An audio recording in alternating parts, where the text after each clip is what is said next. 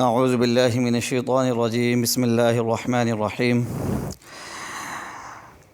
الحمد للہ رب العالمین اللہم صلی علی محمد وعلی آل محمد وبارک وسلم۔ السلام علیکم ورحمۃ اللہ وبرکاتہ۔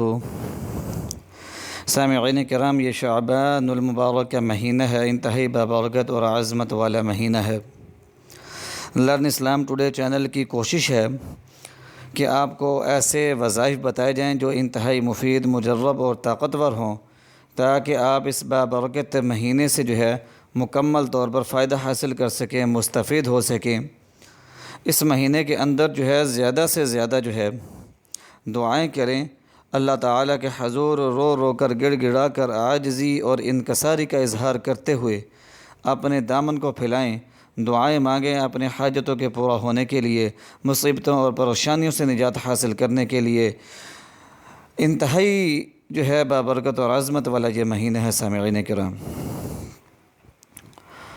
اور یہ جو میں وظیفہ لے کر آیا ہوں، یہ وظیفہ شعبان المبارک کا وظیفہ ہے، اور یہ وظیفہ آپ شعبان المبارک کے کسی بھی جمعے کے روز کر سکتے ہیں۔ تو جمعے کا دن وہ آنے والا ہے، تو اسی نسبت سے یہ وظیفہ لے کر آیا ہوں۔ شعبان المبارک جمعہ کے دن یہ وظیفہ آپ نے کرنا ہے۔ جمعے کا جو دن ہے وہ خود بھی انتہائی عظمت والا دن ہے، انتہائی اہمیت ہے اس دن کی۔ اس روز ایک گھڑی، ایک ساعت ایسی آتی ہے کہ جس کے اندر جو دعا مانگی جائے، اللہ تعالیٰ اپنے فضل اور کرم کے ساتھ اس کو شرف قبولیت عطا فرماتا ہے۔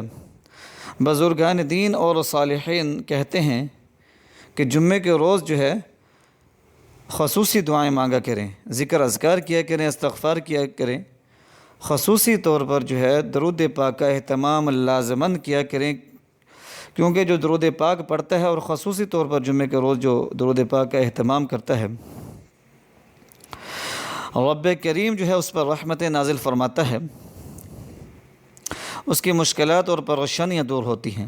جو درود پاک کو اپنی زندگی میں شامل کر لیتا ہے تو مصیبتوں اور مشکلات اور پریشانیوں سے اس کو چھٹکارا مل جاتا ہے، دعائیں قبول ہوتی ہیں، حاجتیں پوری ہوتی ہیں، زندگی کی ہر حاجت وہ پوری ہوتی ہے، ہر ضرورت وہ پوری ہوتی ہے۔ تو سامعین کرام، یہ جو میں وظیفہ لے کر آیا ہوں، لرن اسلام ٹوڈے چینل کا یہ وظیفہ اس کی اجازت عام ہے۔ اس کے علاوہ جو بہن بھائی جمعے کے روز اپنے لیے دعا کروانا چاہتے ہوں خصوصی روحانی محفلوں کے اندر، تو وہ اس ویڈیو پر آ کر کمنٹس کے اندر اپنا نام لکھیں، جس مقصد کے لیے دعا کروانی ہے وہ مقصد لکھیں۔ انشاءاللہ پوری کوشش ہوگی کہ نام لے کر ان کے لیے دعا کروا دی جائے۔ سامعین کرام، یہ جو وظیفہ ہے، اس وظیفے کو آپ نے بعد نماز جمعہ کرنا ہے۔ اگر کسی وجہ سے بعد نماز جمعہ نہ کر سکیں تو بعد نماز عصر کر لیں جمعے کے روز۔ انتہائی قیمتی اور مفید اور مجرب وظیفہ ہے، اور یہ وظیفہ یہ انتہائی مختصر مگر پاورفل ہے۔ جمعے کی نماز آپ سب نے جب ادا کرنی ہے تو اس سے فارغ ہونے کے بعد آپ نے اس وظیفے کو کر لینا ہے، چاہے تو اس وظیفے کو مسجد کے اندر ہی کر لیں، چاہے تو گھر آ کر لیں۔ تو مرد حضرات وہ جمعہ مسجد میں ادا کریں گے، اور عورتیں وہ گھر کے اندر ظہر کی نماز پڑھیں گی۔ تو بہنیں جب ظہر کی نماز پڑھ لیں تو کوشش کریں کہ اسی جگہ جائے نماز پر بیٹھی رہیں اور وظیفہ کر کے ہی وہاں سے اٹھیں۔ تو جو مرد حضرات ہیں، بھائی ہیں، وہ جمعہ کی نماز ادا کریں تو اس کے بعد اس وظیفے کو کریں، چاہے تو مسجد کے اندر چاہے تو گھر آ کر لیں۔ وظیفہ یہ ہے کہ آپ نے سب سے پہلے 15 بار درود پاک پڑھنا ہے، جون سا بھی درود پاک کا پڑھنا چاہیں پڑھ سکتے ہیں، اور اس کے بعد ایک تسبیح لا الہ الا انت سبحانک انی کنت من الظالمین، صرف اور صرف ایک تسبیح آیت کریمہ کی کرنی ہے۔ یہ آپ کو سکرین پر لکھی ہوئی بھی نظر آ رہی ہوگی، دیکھ کر پڑھ سکتے ہیں، زبانی پڑھ سکتے ہیں، دیکھ کر پڑھیں یا زبانی پڑھیں، مگر صحیح تلفظ کے ساتھ آپ نے پڑھنی ہے، کیونکہ اگر صحیح تلفظ کے ساتھ نہیں پڑھتے تو اس کے وہ فوائد اور اثرات نظر نہیں آتے جو متوقع ہوتے ہیں۔ تو سامعین کرام، ایک تسبیح لا الہ الا انت سبحانک انی کنت من الظالمین آیت کریمہ کی کرنی ہے، اور اس کے بعد ایک تسبیح آپ نے کرنی ہے سبحان اللہ العظیم وبحمدہ، سبحان اللہ العظیم وبحمدہ، سبحان اللہ العظیم وبحمدہ۔ تو اس بابرکت جو ہے کلمے کی آپ نے ایک تسبیح کرنی ہے سبحان اللہ العظیم وبحمدہ۔ تو یہ بابرکت کلمات آپ نے پڑھنے ہیں، ایک تسبیح اس کی کرنی ہے، اور پھر 15 بار درود پاک پڑھنا ہے۔ کوشش کرنی ہے کہ دوران وظیفہ کسی سے بات چیت نہ کریں، مکمل توجہ جو ہے وہ آپ کی تسبیح کی طرف رہے، اور تسبیح کرنے کے فوراً بعد جو ہے اللہ تعالیٰ کے حضور دعا مانگ لیں۔ دعا کا طریقہ بھی آپ سن لیں، کیونکہ جب ہم دعا مانگتے ہیں تو جس طریقے سے اور جن آداب اور شرائط کے ساتھ دعا مانگنی چاہیے، ہم جو ہے ان پر پورا نہیں اترتے، تو ان آداب اور ان شرائط کا جو ہے خصوصی خیال رکھنا چاہیے۔ خاص طور پر دعاؤں کے اندر درود پاک کا لازماً اہتمام کیا کریں۔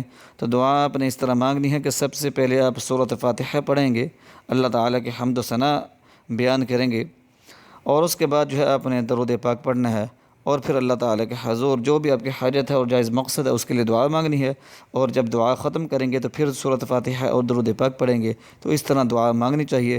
اپنی دعاؤں کے اندر لازماً جو ہے درود پاک کا اہتمام کیا کریں، کیونکہ کوئی بھی دعا ایسی نہیں ہے جو درود پاک کے بغیر جو ہے آسمانوں تک پہنچے۔ تو دعا جو ہے وہ آسمان اور زمین کے درمیان معلق رہتی ہے، تو اس لیے دعاؤں کے اندر خصوصی طور پر جو ہے درود پاک کا اہتمام کیا کریں۔